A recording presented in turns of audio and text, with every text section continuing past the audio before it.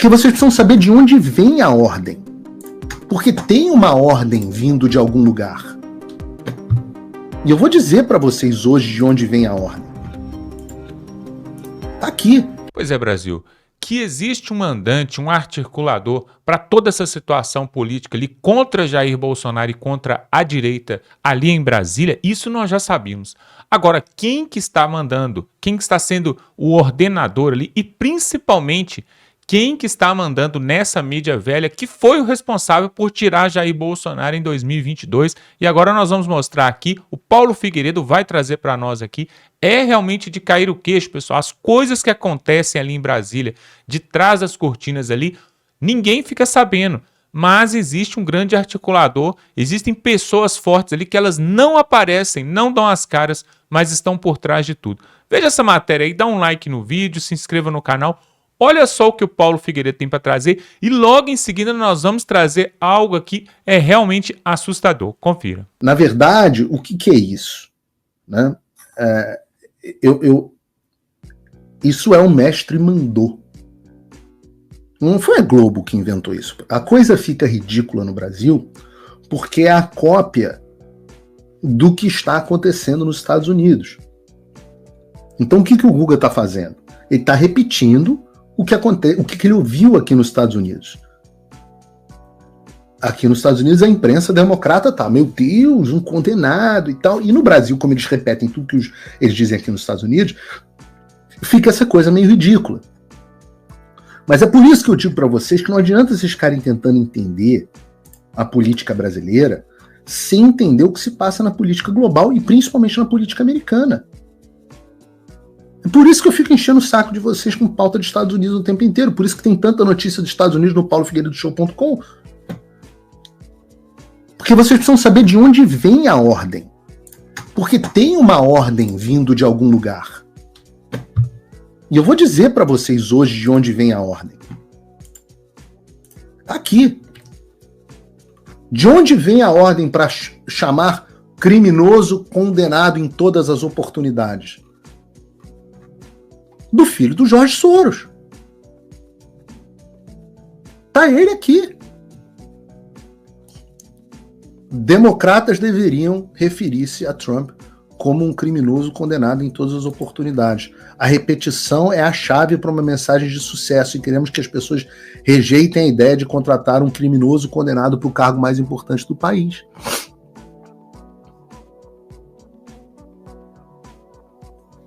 A família Soros que financiou a campanha dos promotores em todo o país, mas financiou muito mais do que isso. Financiou muito mais do que isso. O cara que financiou a campanha do promotor que condenou o Trump e o cara que agora que veio com todo esse plano de inviabilizar o candidato popular de direita através do judiciário está mandando a imprensa, e a Globo obedece, falar sem parar. É um criminoso condenado, é um criminoso condenado, é um criminoso condenado. Soa familiar para você essa estratégia de um bilionário utilizando o judiciário para inviabilizar o candidato popular da direita? E se eu te disser que essa é a mesma turma por trás da condenação do Bolsonaro no TSE? A mesma turma que hoje transformou o Bolsonaro em inelegível. Ó, se você não acredita em mim, depois de tudo, tá aqui, ó. Think Tank que manteve parceria com o TSE é financiado por quem? Soros. TSE, não tô mais falando dos Estados Unidos. Tá aqui, a Open Society Foundation, do Jorge Soros, financia o Instituto Garapé, que colaborou com o TSE entre 2022 e 2023. Sem custos aos cofres públicos. Tá aqui. Firmaram parceria com o Instituto Igarapé e o TSE a partir de um termo de cooperação em 11 de novembro de 2022. A Assessoria Especial de Enfrentamento à Desinformação solicitou o contrato. E aí você entra aqui, Sleeping Giants Brasil, Fundação Escola Superior da Defensoria Pública. E eu não preciso, já mostrei aqui para vocês várias coisas do Soros, além dos Sleeping Giants, agência pública, que fica aquela menina que eu esqueci o nome, fazendo noticiazinha para difamar o que a gente faz nos Estados Unidos, trabalhando com o TSE, tudo financiado por Soros. O Instituto Vero, lá, acho que é esse o nome, porque tem que ser alguma coisa gaslighting no nome, né? Do Nilip Feto, financiado pelo Soros. Esse é o TSE que utilizou o mesmo expediente, ou seja, a mesma turma do judiciário que também está tentando botar o Bolsonaro na cadeia. E é por isso que eu falo, se você não entende essas engrenagens que tem por trás, fica fazendo discussão política no dia a dia, no farejinho, não tem condições de participar do debate público. É por isso que eu trago essas pautas aqui, porque ninguém vai trazer isso para você. Pô, presta atenção no que está acontecendo. Tem um cara, ou na verdade um grupo, um punhado de bilionários querendo decidir quem vai mandar no mundo, pô. Esse cara tá tentando alterar o resultado da eleição americana. Talvez na direção oposta que ele quer. Mas no Brasil ele foi bem sucedido. No Brasil ele foi bem sucedido. O tema do meu vídeo na PragerU, se você não assistiu, assista. Eu vou colocar ele em português legendado no site. Ontem a PragerU colocou. É um vídeo extremamente ousado, talvez o vídeo mais ousado que eu tenha feito nos Estados Unidos, explicando como o TSE do Alexandre levou o Lula à presidência. O que não deu para dizer ali no vídeo, mas eu disse no Congresso, é que boa parte disso foi financiado por esses caras, pelo George Soros. O Atlantic Council, que criou todo o framework teórico utilizado pelo Alexandre, financiado pelo George Soros. Então o cara decide quem vai ser o presidente do Brasil e quem vai ser o presidente dos Estados Unidos. E nego chama essa porcaria de democracia, instituições democráticas. Vai bastar, pô.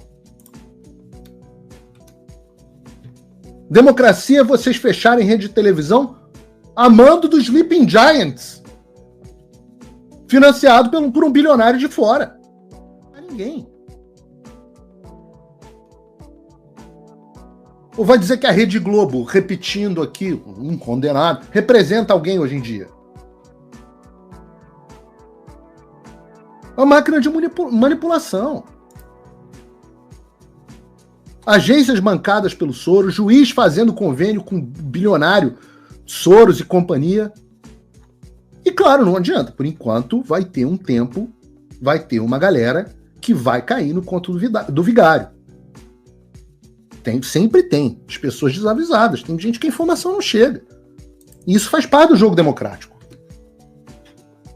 Mas se tem a frase, né, que é atribuída ao Abraham Lincoln, que diz o seguinte, né, não é do Abraham Lincoln, provavelmente, mas é uma dessas frases atribuídas, que diz que você pode enganar todos por algum tempo, ou enganar a todos por algum tempo, ou a alguns o tempo todo. Mas você não pode enganar todos o tempo todo. Pois é, e o ministro Barroso, que é presidente ali do STF, né? Na verdade, não é ele que comanda, né? Nós sabemos quem é o ditador da toga ali em Brasília. Mas ele deu uma declaração bastante polêmica sobre aquela publicação que saiu ali na revista The Economist, falando sobre o ativismo judiciário, principalmente do Alexandre de Moraes. Barroso saiu em defesa do Moraes. Na verdade, ele está saindo em defesa da própria pele. Olha só o que ele falou, pessoal, se não é um absurdo e se nós estamos vivendo hoje num Estado democrático de direito ou não. Parece que não, porque essa fala do Barroso aí descreve o que realmente está acontecendo no Brasil. E olha só, pessoal, eles já estão se preparando para 2026. Querem permanecer com Lula. O Lula faz parte do sistema e ajuda o judiciário. E olha só o plano deles. Confira aí, o pessoal da Rádio Auriverde vai trazer essa matéria. Vamos com informação, pois não, João Victor Teófilo e o Barroso, hein? O que aconteceu, João? Muita gente comentando a respeito disso no fim de semana. O presidente do Supremo Tribunal Federal, ministro Luiz Roberto Barroso, divulgou uma nota no sábado, na qual rebateu alguns pontos de um texto publicado pela revista inglesa The Economist. Isso aconteceu lá na quarta-feira. A publicação inglesa afirmou que a desinformação no Brasil é grande e que a democracia sofreu ataques do ex-presidente Jair Bolsonaro, mas que o ministro Alexandre de Moraes comete alguns excessos. O texto da Economist também diz que as normas brasileiras dão muito poder e muita visibilidade aos integrantes do Supremo. Foram 2 publicações, Pitoli, da revista, mas nas redes sociais a The Economist fez ao menos 13 publicações reforçando diferentes pontos dessas entrevistas. Em um deles, a Economist diz que Bolsonaro, um agitador de extrema-direita, supostamente planejou um golpe para permanecer no poder após perder a eleição em 2022. Mas a democracia brasileira também tem outro problema: juízes com poder excessivo. A revista lista as ameaças à democracia feitas por apoiadores do ex-presidente, como os ataques de 8 de janeiro de 2023 às sedes dos 3 poderes, em Brasília, a tentativa de explodir uma bomba no aeroporto da capital federal na véspera do Natal de 2022 e o plano para assassinar o então presidente eleito Luiz Inácio Lula da Silva e seu vice, Geraldo Alckmin, conforme apontado pela investigação da Polícia Federal. A The Economist afirma, porém, que Bolsonaro deveria ser julgado pelo plenário do STF, composto por todos os 11 ministros e não pela primeira turma, formada por 5 magistrados, incluindo Moraes. Bom, vamos então à nota do presidente do Supremo Tribunal Federal respondendo aí essa matéria ou essas matérias da The Economist. Abre aspas. Acerca da matéria Brazil Supreme Court is on Trial, venho esclarecer... Porra, João, pera um pouquinho, como é que é? Pera. Isso aí ia dar um nó na minha língua, bicho.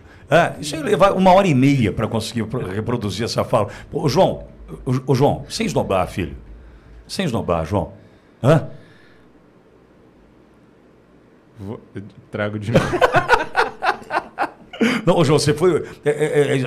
nós somos da Bela Vista, João. É muito rápido o jeito que você falou. Brincadeira, João, desculpa, querido. O João tenta ser sério, eu vou lá. Abre aspas. Acerca da matéria Brazil Supreme Court is on Trial, venho esclarecer alguns pontos. A reportagem narra algumas das ameaças sofridas pela democracia no Brasil, embora não todas. Entre elas se incluem a invasão das sedes dos 3 poderes da República por uma multidão insuflada por extremistas, acampamentos de milhares de pessoas em portas de quartéis pedindo a deposição do presidente eleito, tentativa de atentado terrorista à bomba no aeroporto de Brasília e tentativa de explosão de uma bomba no Supremo Tribunal Federal. E, claro, uma alegada tentativa de golpe com um plano de assassinato do presidente, do vice-presidente e de um ministro do tribunal. Os responsáveis estão sendo processados criminalmente com o devido processo legal, como reconhece a matéria. Foi necessário um tribunal independente e atuante para evitar o colapso das instituições, como ocorreu em vários países do mundo, do leste europeu à América Latina. A pesquisa Datafolha mais recente revela que, somados os que confiam muito, 24%, e os que confiam um pouco, 35%, no Supremo Tribunal Federal, a maioria confirma no tribunal. Não existe uma crise de confiança. As chamadas decisões individuais ou monocráticas foram posteriormente ratificadas pelos demais juízes. O X, ex-Twitter, foi suspenso do Brasil por haver retirado seus representantes legais do país e não em razão de qualquer conteúdo publicado. E assim que voltou a ter representante, foi restabelecido. Todas as decisões de remoção de conteúdo foram devidamente motivadas e envolviam crime, investigação à prática de crime ou preparação de golpe de Estado. O presidente do tribunal nunca disse que a corte derrotou Bolsonaro. Foram os eleitores. Um outro ponto. A regra de procedimento penal em vigor no tribunal é a de que ações penais contra altas autoridades seja julgada por uma das 2 turmas do tribunal e não pelo plenário. Mudar isso é que seria excepcional. Quase todos os ministros do tribunal já foram ofendidos pelo ex-presidente. Se a suposta animosidade em relação a ele pudesse ser um critério de suspeição, bastaria o réu atacar o tribunal para não poder ser julgado. O ministro Alexandre de Moraes cumpre com empenho e coragem o seu papel com o apoio do tribunal e não individualmente.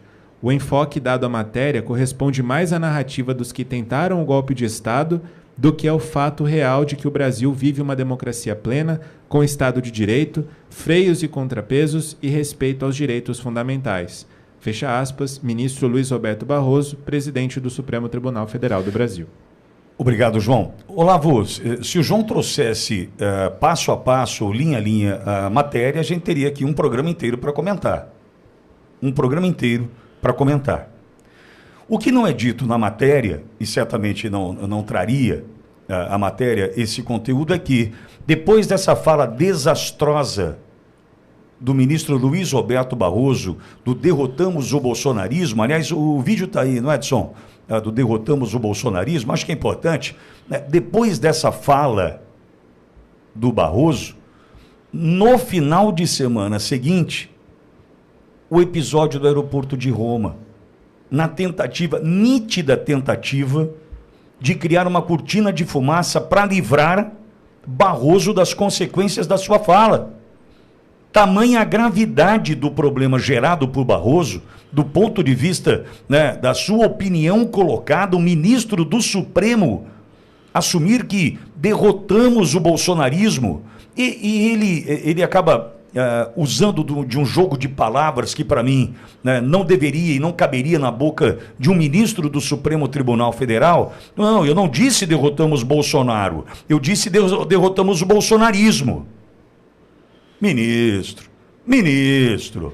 é mais ou menos o que o senhor fez em Oxford, quando o senhor foi corrigido por 2 corajosos brasileiros, quando o senhor disse, e lá no meu país eles querem cédula de novo, votar em cédula, no retrocesso. Não, nós não queremos votar na cédula, nós queremos uma urna que imprima o voto para simples conferência e contagem pública posterior. Só isso. Então veja, quem lida com a mentira do jeito que o senhor lida, quem joga com as palavras do jeito que o senhor joga, e naquele momento que o senhor diz, vencemos, derrotamos o bolsonarismo, foi necessário criar-se toda aquela situação no aeroporto de Roma, isso mostra muito provavelmente o tamanho do problema que o senhor teria, se não tivesse o ponta de lança fazendo o que fez em Roma, complicando a vida de uma família, fazendo tudo o que a gente já sabe que fez, busca e apreensão, telefones, computadores, vida, né, acabando, né, tendo uma vida destruída por uma ação de um ministro do Supremo, uma família aqui do interior paulista, tudo por conta do derrotamos o bolsonarismo. Agora, jogar com palavras, deixa eu ver, o Edson, ele falou o que naquele momento, naquele evento da União Nacional dos Estudantes? Deixa eu ver, Edson. Eu saio daqui com energia renovada, pela concordância e pela discordância, porque essa é a democracia que nós conquistamos. Nós derrotamos a censura, nós derrotamos a tortura, nós derrotamos o bolsonarismo,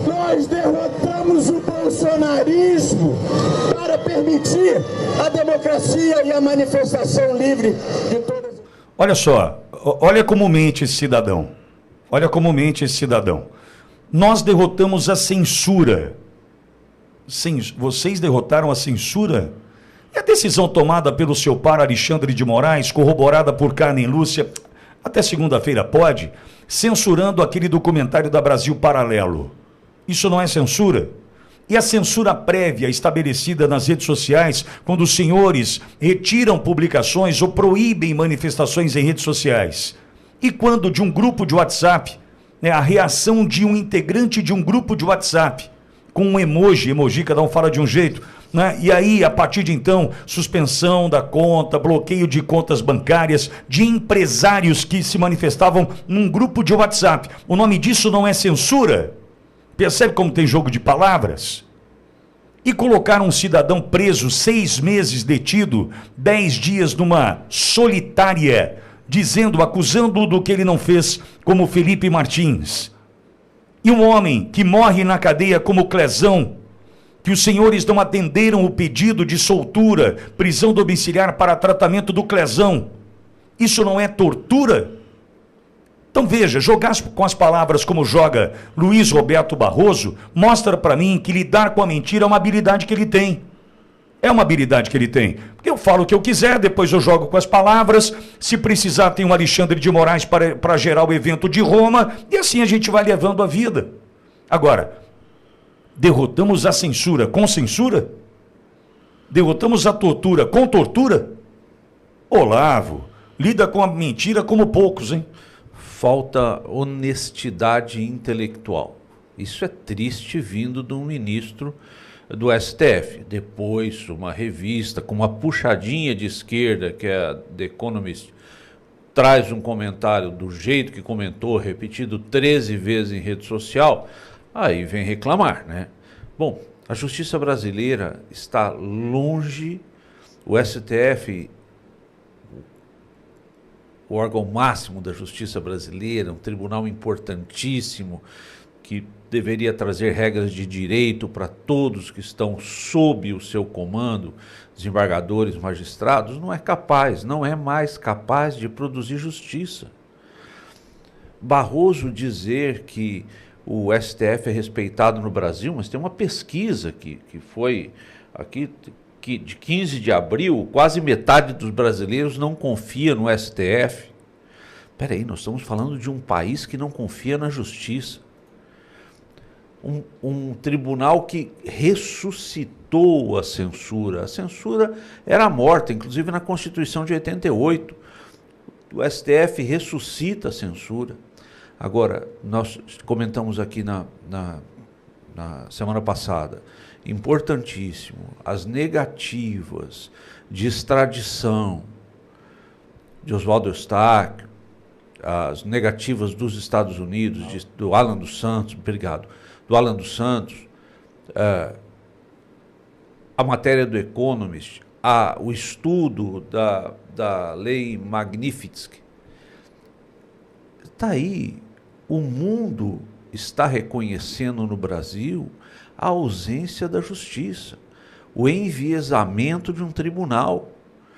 Censura, Pitoli, lembra que os presos de 8 de janeiro, quando colocados em prisão domiciliar, são proibidos de falar, são proibidos de ter rede social. O que aconteceu? Bom, enfim, não reclame que o STF, na sua presidência, ou naqueles que se colocam mais em evidência, não reclame da reação internacional. É um ponto que nós conversamos aqui há muitos meses atrás.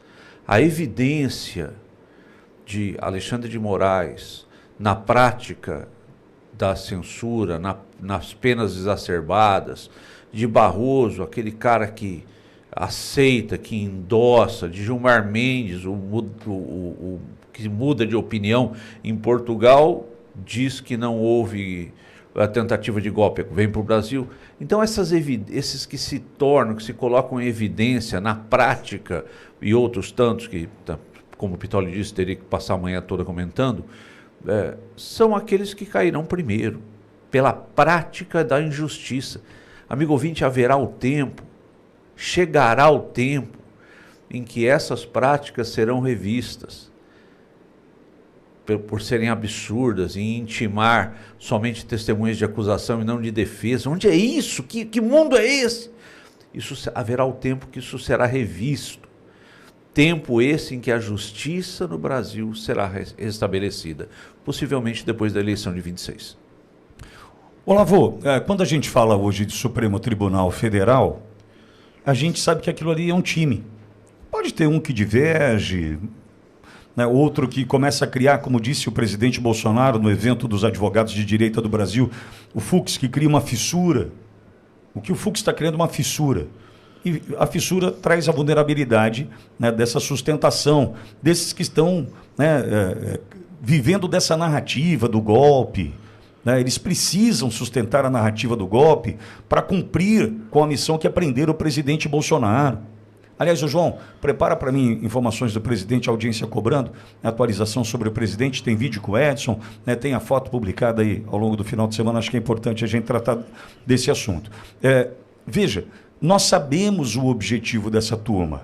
O objetivo da turma é prender o presidente Bolsonaro para destruir a direita no Brasil, o conservadorismo do Brasil e devolver o Brasil ao sistema.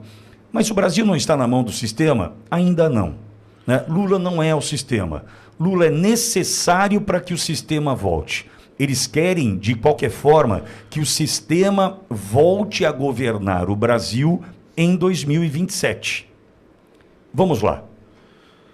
Soube eu, e certamente você também deve ter acompanhado, que Romeu Zema se encontrou com Michel Temer. Assim como Tarcísio já se encontrou com Michel Temer. Essa turma indo beijar a mão de quem aparentemente está fora do jogo. Só que não. Você vai se lembrar, diversas vezes aqui nessa rádio, eu já disse que a estrutura do poder no Brasil, ela é composta por Michel Temer, Gilberto Kassab e Alexandre de Moraes. Eu já disse isso aqui mais de uma vez.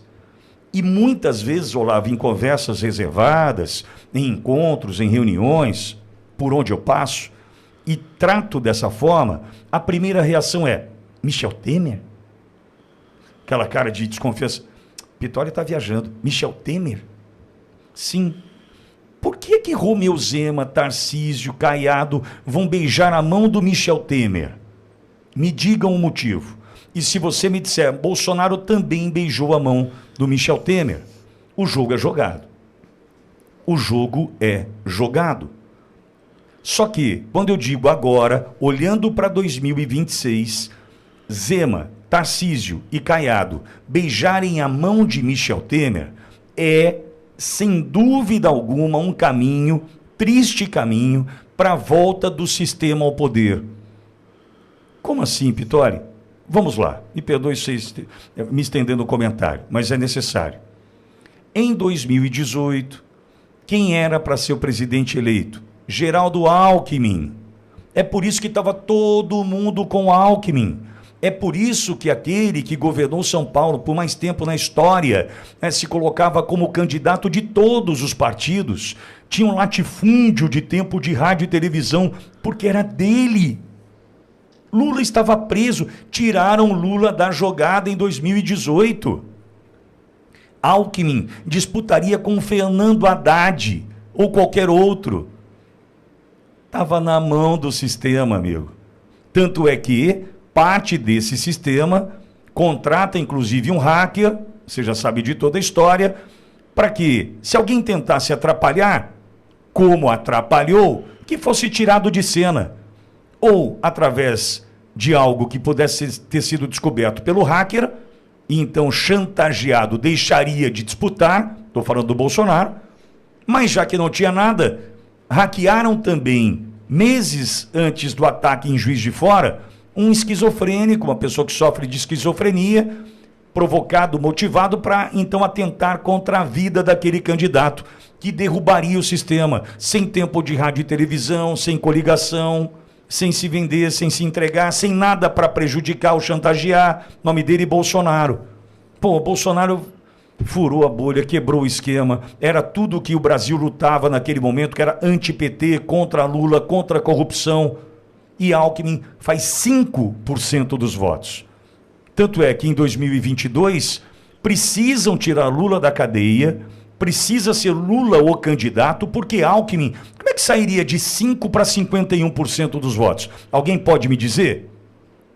Alckmin, que passa 4 anos no ostracismo, sem representatividade, nada relevante para contar ao longo de 4 anos, de 18 a 22. Como esse cara sai de 5% para 51%, que era o que precisava para vencer, foi o que Lula teve?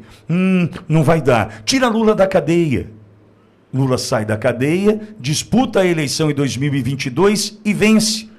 Necessária a atitude destes para então preparar o caminho para 2026. Só que no caminho para 2026, nós temos um homem que hoje está se recuperando de uma cirurgia e que está mais forte do que nunca. Por onde passa no Brasil, arrasta multidões. Por onde passa no Brasil, tem alguém o esperando, com uma bandeira do Brasil, com uma família reunida e com palavras de incentivo e de apoio. Ou seja, porra, esse cara, esse Bolsonaro sobrevive a tudo isso, a uma facada, a uma pandemia, né, as consequências da pandemia, a uma guerra Rússia e Ucrânia, esse cara sobrevive. E a isso tudo, sobrevive. Então nós precisamos criar uma situação para que em 2026 ele não exista. Por quê? Muito provavelmente, hipoteticamente, supostamente, como eles gostam de tratar e usar os termos, nós precisamos entregar o Brasil para o PT saqueá-lo durante 4 anos, que é o que acontece hoje. Está aí os Correios. Está aí os Correios. Está aí o quê? Previ, o que você quer? O que você quer que a gente trate aqui? O Brasil está sendo saqueado agora, mas faz parte do plano, para então, com o Bolsonaro preso, condenado, sabe Deus o quê, não disputar a eleição, o sistema voltar ao poder em 27. Está desenhado, gente. Está desenhado. Só que tudo isso para te falar o quê? Eles precisam que a mais alta corte do Brasil seja uma corte política.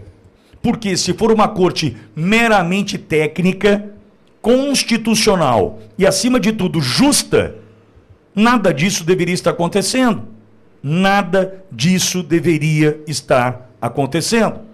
E o que nós temos, Olavo, para finalizar o meu comentário? Nós temos, então, uma corte que precisa decidir politicamente, porque o interesse destes vai além da Constituição que juraram defender. O interesse destes vai para que o sistema volte ao poder.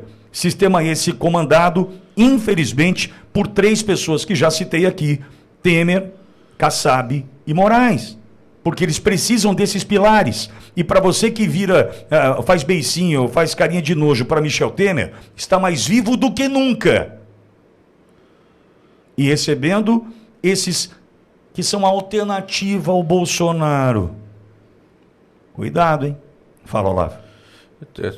O risco que o Pitoli coloca de Tarcísio presidente, adivinha quem fica governador do estado de São Paulo? Kassab já se manifestou. A volta do sistema é pior do que o que nós vemos hoje no governo Lula. Hoje é só um saque, né? Vamos saquear. Hoje o que está acontecendo no Brasil é o PT. Sabe xepa? Fim de feira? Sabe o fim de feira? Ih, caiu uma laranja ali.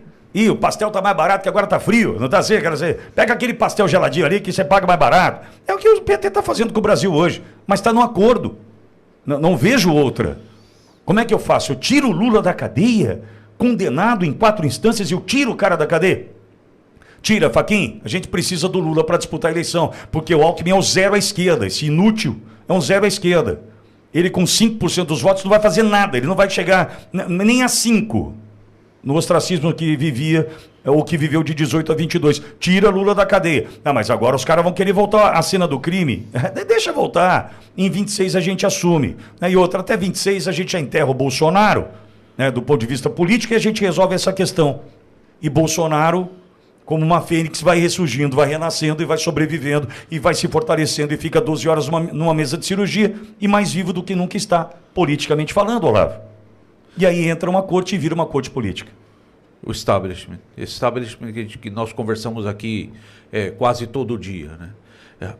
Pitoli, o nosso papel de eleitor em 2026 é determinante para o futuro do nosso país.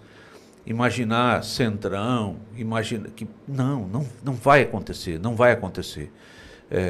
E nossos olhos também não saem, e nossa fala de defesa também não sai de Bolsonaro presidente. Pois é, todo o sistema ele está enrolado, né? Ele está entrelaçado.